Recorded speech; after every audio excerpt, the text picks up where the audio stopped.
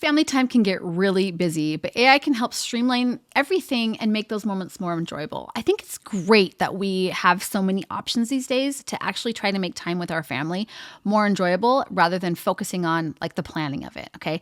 And I'm going to talk about 5 ways that we can do that, but I'm also going to throw in some of the ways that I actually twist this so that actually fits my family and the way we try to do things, okay? I'm Bonnie, and welcome to Simple AI for Families. I have 6 kids of my own and an awesome son-in-law, and we are just moving and grooving, trying to do all of the things and trying to keep our head above water, just like I'm sure you are. One of the ways that I do this is one of the ways that we use AI is smart meal planning. It's so much fun to be like, hey, what does everybody feel like, instead of the same thing every time. And my kids do a really great job of taking a night, and like that's their night that they want to do their food. But on the nights when I'm going to be planning, I'll actually cheat and I'll ask Chat. I'll be like, hey Chat, this is what I have in the fridge. This is what everybody kind of likes. Here's what I'm eating and how I'm eating right now to stay healthy.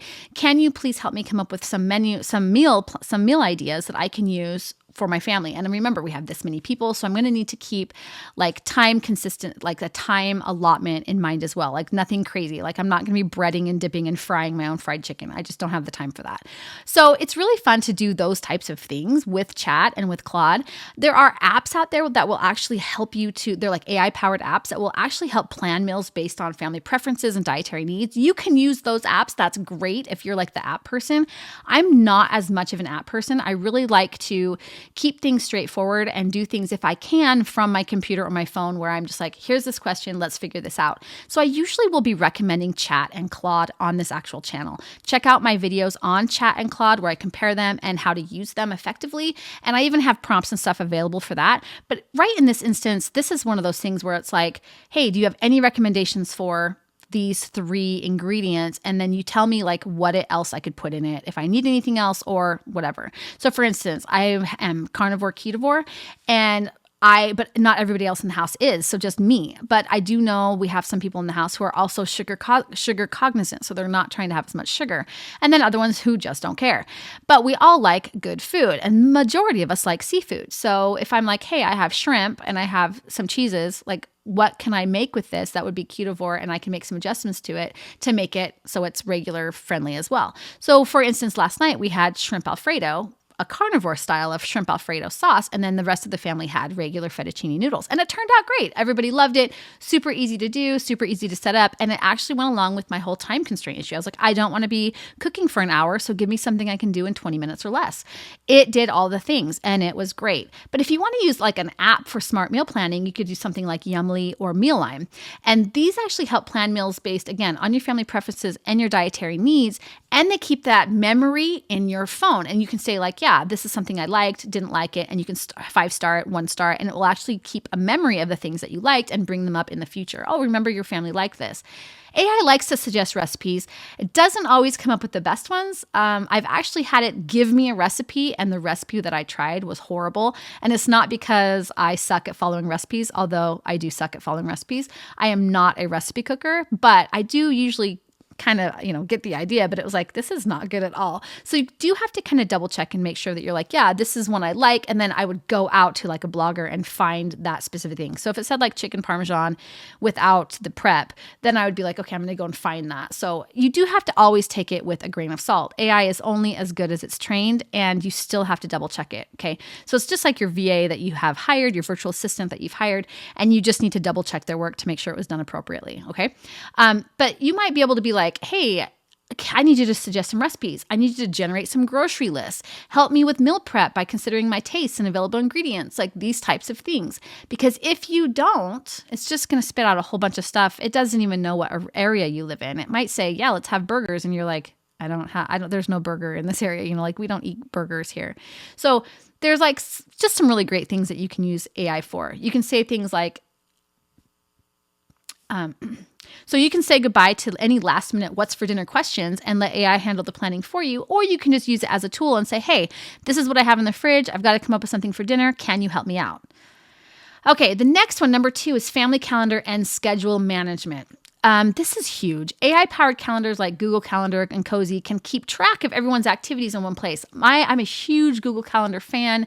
We have it set up on our skylight downstairs, and everybody, if they have a calendar, if they want to include that, then it just links up to the calendar. We all have access to it, and we can see what everybody's doing. Like, obviously, we don't touch anybody else's calendar, but I can see, hey, I want to schedule this, but my daughter, she has plans already to go that weekend, so I know that weekend's not available. And we try to be respectful of everybody else's schedules while also being like, hey guys, just so you know, this is what we have coming up. AI can automatically add events and reminders for appointments, practices, or school activities. But remember that if you add these events via, email, or you take a screenshot and send it or whatever, the reminders are not AI. The reminders are automations that are set up by the AI to let you know, hey, just remember you have to leave in 5 minutes, right? So you can actually identify what you want them to do for these automations, and it will do that for you, and it helps make life a whole lot easier. You can also set up, like I said, shared calendars for the whole family to keep everyone on the same page, both whether they're living at home or living away from home. Everybody can kind of sync in, and you can put links in there. For instance, if we were going to do a family call on Zoom, which we talk to my son every Monday for his mission call on his personal day, we could put a link in there and be like, okay, everybody, we're going to be meeting at this time. Here's the link, and it's on the calendar, ready to go. We actually use Facebook for that with him, but we could actually do that with our calendar if we wanted to use this. We could also be like, hey, soccer practice is this day, and I have a work meeting. I won't be able to make it to this, guys, but we have family movie night planned, and everything is in one easy to use calendar. And I think that keeping it easy is the most important part of what AI can do for us, okay? All right, our third one. I know I'm actually keeping track this time. I don't always keep track very well, but this is a really good one. Number 3 is AI for family entertainment. So I use VidAngel to keep rated R movies clean for us, as clean as we want. We get to choose, but there are ways that you can use the tools to figure out what will actually work for your family if you don't want to use a tool like VidAngel. For instance, an AI-powered platform like Netflix, Disney Plus, or Spotify can help you find family-friendly shows, movies, and playlists based on preferences of being used before.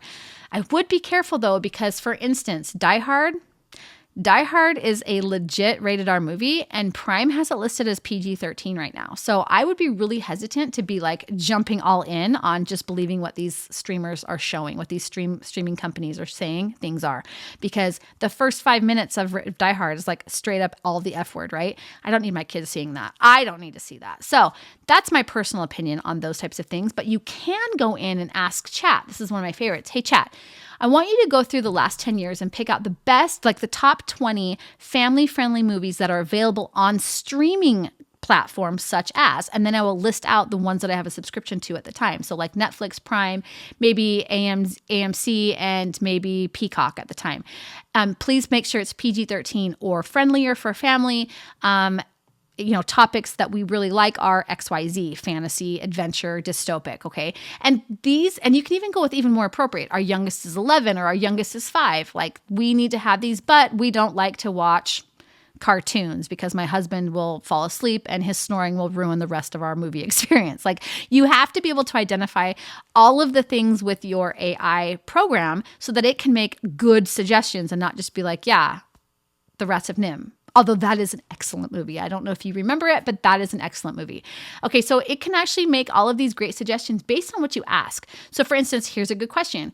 You can say, hey, what's going on with this movie? Is it a good movie? I actually did that. I was like, I don't think this movie is PG-13. So I went to Chat and I said, hey, I know it says that it's PG-13, but when I Google it, it says PG-13, TVMA, TV-14, and rated R. What exactly in this movie would qualify for it being rated R? And it gave me an entire list of all of the cuss words in it, all of the promiscuous moments, that type of stuff. And I thought it was really interesting, okay? So when it's movie night, AI can recommend the best family movies for everyone will enjoy, or even just help you find one for maybe just a mom and daughter night or a father-son night, because I'm sure the fathers and sons don't want to sit around and watch Time Traveler's Wife. I do, but they might not want to, or Pride and Prejudice. Okay, a fourth one is AI for managing screen time.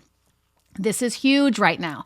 And I'm gonna preface this by saying I don't think this is only for parents to use for children. I think if we are having a problem with our screens and we're using our screens a little bit more than we probably should be, I think that it might be good for us to apply these things to our own phones and our own devices. So parental control apps like Custodio or Circle or Bark or Family Link from Google, which is free, they all use AI to manage screen time for kids and ensure that they're using their devices responsibly. You can also do this from your own phone. There's like parental controls and stuff on there. My son showed me how to use that. And it's really interesting because I'm like, oh, I have to use Family Link, or I have to use this, or I have to use this. No, our phones are actually set up with those controls as well. But you can set screen time limits, monitor app usage, and get reports on your child's digital habits. I will actually show a screenshot of what one of my kids actually has for theirs that we have on Family Link so you can see what it looks like. But I think it's really important that we understand that with all of these tools like screens and devices and shorts and social media and all these things, we have to set parameters that will help us to keep it controlled and to keep it healthy for us and for our children, especially as we're coming into an even more digitally strong age that is just going to become more and more dependent on AI as well as online usage. Another one that you might do like for, hi. With a few taps, you can keep track of how much screen time your kids are getting and how much you are as well. And it helps you to find that healthy balance of what's going to be acceptable without shutting them down from ever using any of it. Because again, they have to know how to use these things if they're going to be successful at any point in their life, because we use AI, right? We use internet, we use computers. We have to be able to teach them how to do it, but we also want them outside playing, and we want them doing regular kid things like playing with Legos. Okay, so the fifth one, and one that I think, again, is really hard to explain without being like, yeah, I fully support this, or I don't fully support this. It's family voice assistants for tasks. And I know we've talked about this before. I don't like voice assistants, but it doesn't mean that they're not valuable, and it doesn't mean that you can't use them if they work for you. Okay, it's really great because all of this is subjective. Every single thing that you want to do, like there's thousands of AI programs out there. They even have like this one course where they're like, hey, are you over 50? Here's a 30-day course on how to use a new app in every single day of the month. And I'm like, that is ridiculous, because if you can at least understand one platform and get it down, then you can understand like basically the mentality behind each of these LLMs, and which is like a large language model. And you can actually have these conversations and you can figure out how to use it. And then you can figure out which one's going to work best for you. But for instance, these smart speakers like Amazon Echo, Google Home, Alexa can be used by the whole family to set reminders, play music, ask questions, or control home devices. When you first get them in your home, it's kind of like an oddity. It's like, oh, this is so fun. Alexa, blah, blah. It's super fun, right? And then after a while, you're like, oh my gosh, be quiet. Nobody asked you to turn on, right? And you hear about these really fun instances where people are like, yeah, I just suddenly was in the middle of my friend's phone call and it was the weirdest thing ever. So it's kind of like it helps you have hands-free convenience for organizing daily tasks, like in your life and having fun as a family. But again, we need to make sure that we're setting those parameters and we're not just using it as a crutch, okay? But need a reminder for homework tomorrow? Want to play a game? Just ask your voice assistant. That's literally what that is, okay?